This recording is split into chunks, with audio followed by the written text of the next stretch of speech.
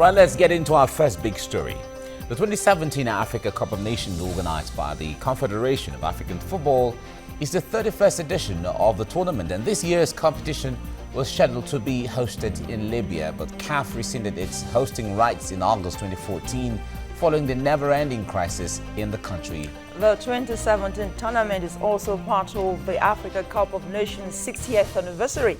Gabon 2017 came with its glitz and glamour, and with seeding of some teams, one will say it's too early for heartbreaks, and with Nigerians missing out a back-to-back. Most Nigerians are not enthusiastic about the outcome of the tournament so far. Well, let's play you this reaction from Nigerians few hours before some big teams were eliminated from the Africa Cup of Nations. I'm really tipping Algeria. I think they are the one with the most rated team in this Africa. So we are expecting them to win the. I will support West African country, so I'll go for Ghana because Ghana I think they have the players to win the AFCON, so I support them for that. So actually, I wish Algeria the good luck. God, where everything is going now, because when you share the homage, you are playing goalless. So, but I think that Algeria can carry the league. Yeah, I'm cheering of Gabon. Africans, because they can surprise, they can really do well. They have quality people that can perform well. So I think Africans, I give it up to Africans. Yeah. Right, those were some of the reactions before the upset, if you have to put it that way. Now, we are joined by a sports journalist, Chukwuka Izwebuna. Good morning, Chukwuka. Good morning. And let me say Happy New Year. Same to you from here. Nice to see you. All right, Mark Otabo will be joining us on the program this morning, and we also will have from London on Skype, Shogi Tosh, a sports consultant, will be joining us from London on Skype. Now, Chukwuka, let's start with you here. Now, this whole tournament going on, what are the big surprises for you so far? For me, the major surprise has been Côte d'Ivoire. I expected them to go, at worst case, beyond the group stage, and against all expectations, they've disappointed not just me, a lot of football fans all over the world. A lot of people are making noise about Algeria. Not particularly surprised about Algeria crashing out there. Why not?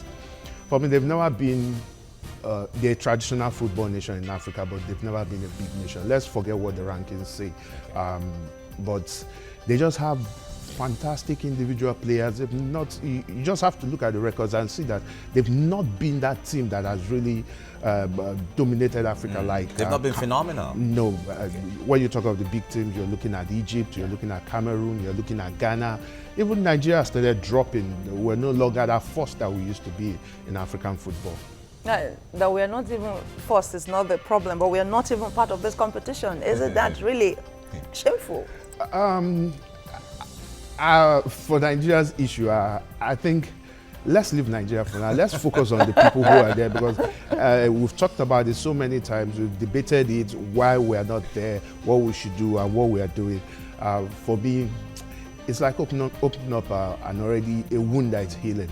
So I think we should just focus on the countries that are there already now.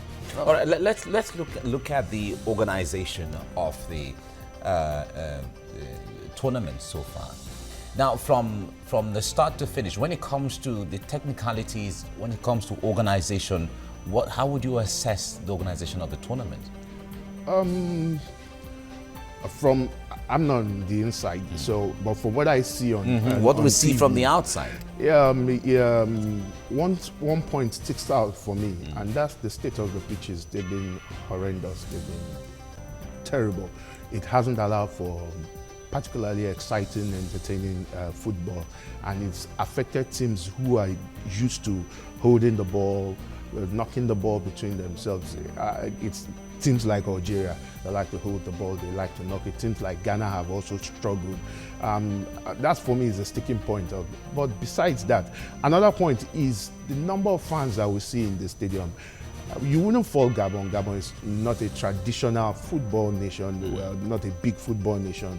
So the drive to go to watch football matches in the stadia will be from the fact that Gabon is playing. And when Gabon is not playing, I don't think there will be any motivation for the fans to come out and cheer a Cameroon or a Ghana. Why would I? Nigeria is not participating. A lot of Nigerians aren't watching. Okay, what does this say about the competition itself? This is the 60th anniversary of the competition. Is it worth it? Yes, it's what it's. Another thing we ought to also look at is we cannot divorce the economic factor from the hosting of this competition. If you look at Europe, when there's a European Cup going on, you see fans travel across borders to go watch. But if you, in Africa, it's very difficult because the cost of travel, the cost of feeding, the cost of accommodation, we barely can get by in most African nations. So it's expected that it's the fans in that country that will form the bulk of the fans that you see in the stadium. And like I said, when the motivation is not there, there's really you won't see fans in the stadium. You have not answered my question. Is it worth it 60 years down the Yeah, line? it's totally worth it. It helps smaller nations to develop their football. For instance, 20 years ago, you wouldn't have mentioned a Togo as a footballing nation, but Togo has qualified for the World Cup and they weren't embarrassed. Togo has become a country that, yes, if you see them in the Nations Cup, it's not a big surprise. That's what it has done to smaller countries, and it's still doing that. Look at Gabon. Look at Angola, look at all these smaller nations, Benin. It's helping their football grow. And if you say this competition, we should stop it or we should make it a four-year event, those nations will suffer for it because that is what they look forward to. It helps them keep playing regularly. Yeah, but did you think from that, if the tournament has been about 60 years now and still going, and at this time, we're still talking about development. You know, that's preliminary. Or teething problems. Yeah, really. Issues. That's where the question really is. Are we really making progress when it comes to sports development when the tournament is this old? Yes, we are making progress. Like I said earlier, you can't divorce the economic factors. A man of 60 really is an old man, isn't he? Yeah, but you still can't divorce the economic factors from it. Another thing that it helps to do, for instance, Gabon hosts the Nations Cup. It builds 4 new stadia. That's sporting facility for the people there to hone their football. Let's look at Nigeria. When we hosted the Under-20 World Cup, we built new stadia. Rangers is using the Nnamdi Azikiwe Stadium to play their home games. We have the one in Bauchi being used by club side there. We have all these, the one in Kaduna being used by Kaduna United. That's what it does. It helps to develop your football. You have access to better facilities that wouldn't have been there if you didn't host a tournament. And that's why I think CAF is doing to ensure that the smaller nations get to be able to host this competition, not just about the Egypts, the Moroccos, the Nigerians who have the money to actually pay for sporting facilities. Okay, well, we'll be talking about the determinant of hosting rights and all of that, but we'll come back to this. Let's go on a break and we'll come back to dwell more on the program. We have Chukwuka Izuebu now with us in the studio. He's a sports journalist. We'll be expecting other guests to join us on the program. We're going out on TVC Entertainment. Viewers there can continue with our program on TVC Nigeria, Concert Channel 190 and DSTV Channel 418. Go TV, it is 45 and AC TV, it is 510. Let's continue. Let's talk sports this morning.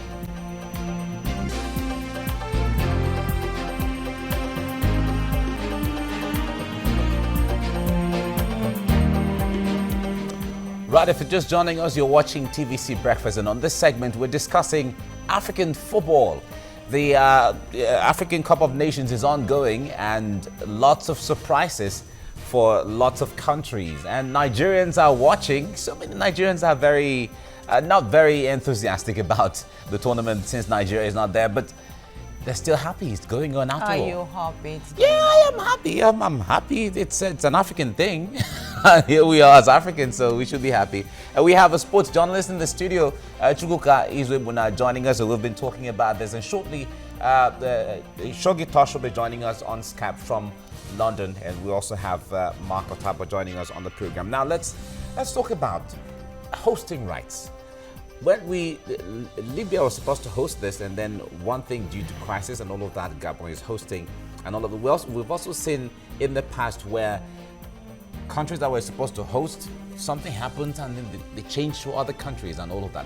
What really determines the hosting right for AFCON? It's a bidding process. Okay. CAF doesn't just stand up and say so and so countries host. Countries show interest, they bid for it, and then there's a voting and a country gets to be picked. Like you said, in the past we've seen situations that just beyond the control of most countries, things like security. It's very difficult for hosting to be taken away from a country based on economic issues, maybe inability to fund the competition. Is very, very, very, very, I can't remember if there's any situation of it happening. But most times when it's been taken away from a country, it's because of security reasons, like Libya. When you can't guarantee the security of the players, of your fans, there's no point hosting the competition. Are there cases where you have the hand of Esau and the voice of Jacob? You remember what brought Seb Blatter down, the issue of some corruption going on when it comes to hosting. Of course, it's politics. There's always politics that gets to be played, because you're trying to get people to vote for you. The whole shenanigans of campaigning, of moving from lobbying people to vote for you. Well, you can't hide the fact that sometimes money does change hands. It happens. It's all part of the politics of getting to host the competition. But the searchlight hasn't been put, at least in Africa, hasn't been put on that. So let's just continue as normal. Continue as normal. Someone will say whether these are normal, but it's okay. You don't want to rock the boat until there is a major problem, but then it becomes so too late at that time. Yeah, the gravity is somehow too much. All right, we have a sports consultant with us right now on Skype from London, Shogi Tosh, joining us now. Shogi, good morning. Good morning, Mike. How are you? Yeah, I'm fine. It's good to have you join us right now. Let me say Happy New Year to you. Thank you. Happy New Year to you. I believe Ngozi is there as well. Happy New Year to her. Well, it's Busalami this morning. Ngozi is not on today. Good morning. Good morning. All right. Now, you've been following the AFCON going on. How impressed or interesting to you, or how disappointing is it to you? Can you give us your assessment?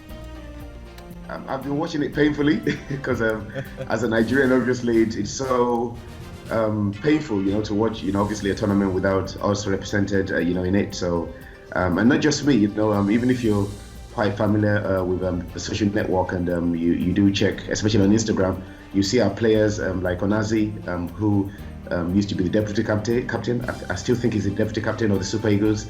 Coming on and saying, oh, it's painful that, we're not there. Guys, we promise you, fans, we promise you that, this will never happen again. And a number of, Super Eagle players. So it's been very painful watching it. But anyway, we get on with it, Okay. I'm not really happy with the quality of the pitches, the waterlog, yesterday's game, between, Uganda and Mali. And, the pitches, have been very poor. But it's been quite interesting seeing how teams have been adapting. I saw the game yesterday. I was very impressed with Egypt. I've been impressed with them. They haven't, considered any goal yet in the tournament, and just scoring 2 goals and topping their group. I haven't seen something like that before. I've watched a lot of African Cup of Nations tournaments, but they've been very effective. And one thing I noticed in tournaments is it's very important to peak at the right time. Obviously, you need to play, 3 games in your group. Play a quarterfinal, a semi-final, and then a final. So you have to peak at the right time. Walk your way around injuries, try to balance the squad, obviously make the squad happy, and all these things count, obviously. And with the background preparations and everything that you have to do, eat well, train well, Egypt is quite interesting, and you can never count them out because they just come out of the blue. They won the tournament 7 times, and I was quite impressed how they overran Ghana. And to me, I know a lot of people might not agree with me, but it looks like there's a little power shift from West Africa to a little bit of North Africa. Back in the 80s and early 90s, they used to dominate the African football, and it kind of shifted to West Africa with Nigeria, Ghana, Senegal, Cote d'Ivoire, and Ghana. Cote d'Ivoire is out of the tournament, so that was my little impression so far. If I can just summarize it, okay. Senegal is also very strong, so yeah, quite interesting. Okay, Shogi, what's your take on Algeria? You, of course, you remember the African player of the year. I went to an Algerian, and Algeria is out as we speak. What's your take on that? Yeah, that was quite interesting. I saw Slimane, who, I'm a little bit close to Ahmed Musa, in Leicester, so I do know some of the players there. At times Slimane even gets sticks, here in England, because at times it can be very hot and at times it can be very cold. Let's not forget that, obviously we're in the same group, trying to qualify for the World Cup in Russia, and we were able to see the better side of them. And those 2 goals that he scored, everyone thinking that maybe he would score a hat-trick. He had this wonderful chance that he was supposed to, nick, and he didn't grab that.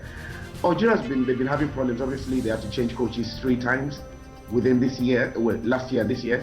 And we just lost their coach now, and you can see that a lot of things are not going on well.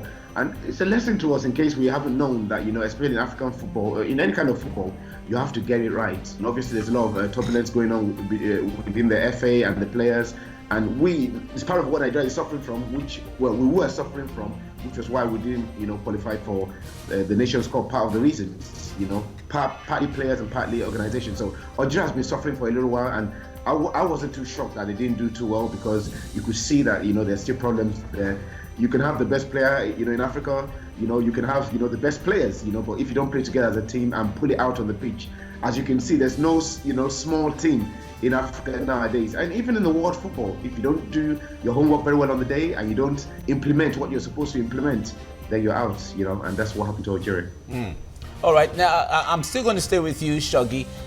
You talked about waterlogged pitches and all of that. Now, what are all of these? Because these, one way or the other, someone is going to say, well, they impact on the quality of play.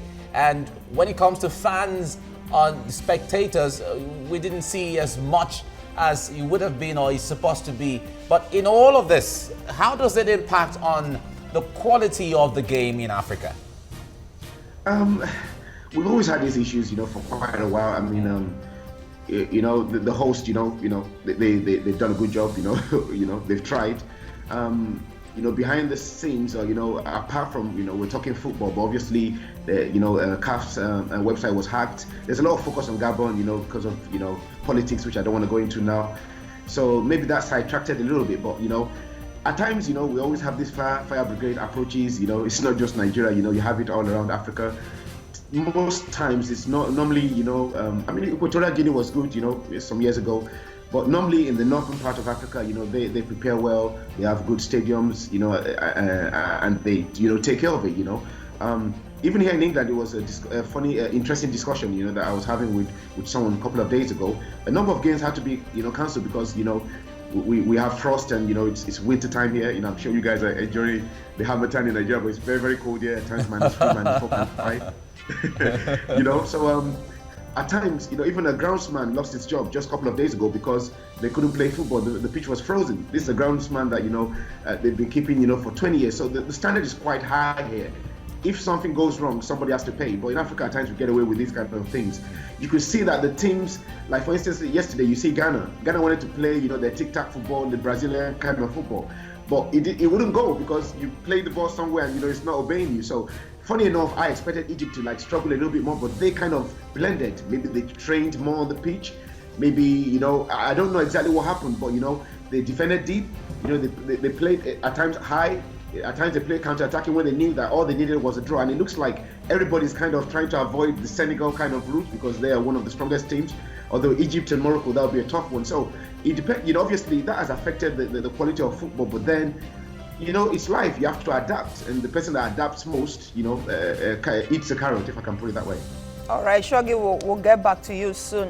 Chukwemeka, we would like to react to some of the Chukwuka, I beg your pardon, a rechristening for you this morning. Okay, so your reaction to the quality of football in Africa? I think he's highlighted most of the issues that we have in this tournament. Yeah, but if you look at the quality of football in Africa, it's actually growing. We go to the World Cup, at least that's the clearest test of the quality of our football. And you see, we don't do too badly. At least the last World Cup, we had about 2 nations in the second round of the World Cup. We've gotten as far as the quarterfinals. With a little bit of good administration, I think African teams can do better than they are doing so far in the World Cup. But what gives me joy, what gladdens me is the fact that countries like Togo are qualified to go to the World Cup and not be embarrassed. Or you have smaller nations who are coming up every day, giving the bigger nations a big run for their money. It really gladdens my heart, even though it's affected Nigeria over the long run. But by and large, good football in Africa at this stage. But is the environment good? Because that's really the question. That's a different topic entirely. The environment, and that's why we must commend the doggedness of African players. They, against all odds, they do everything, they battle, they fight to succeed. And that's why you see a lot of them in Europe, France, England, Spain, and they're not doing badly. They are flying the African flag real high. All right, we'll come back to this, and when we return from this break, we'll be having Mark Otabo on the program. Now, thanks. Stay with us on the program. We're not gone yet, but we're going on a break, and we come back. Stay with us.